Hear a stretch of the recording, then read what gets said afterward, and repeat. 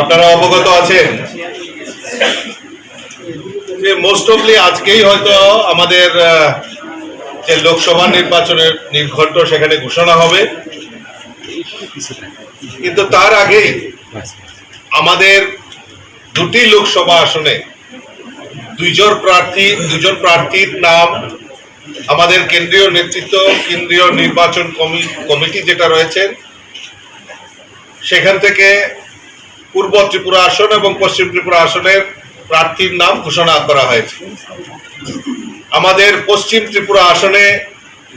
প্রার্থী হয়েছেন আমাদের প্রাক্তন মুখ্যমন্ত্রী এবং বর্তমানে যিনি রাজ্যসভার সাংসদ আদরণীয় বিপ্লব কুমার দেবজি আমাদের প্রার্থী হয়েছেন, এবং তৎসঙ্গে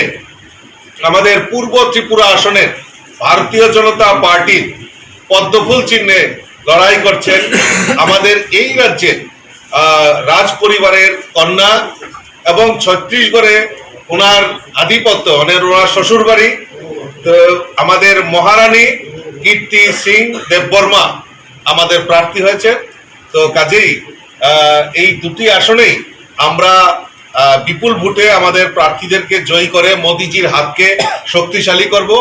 এবং আজকে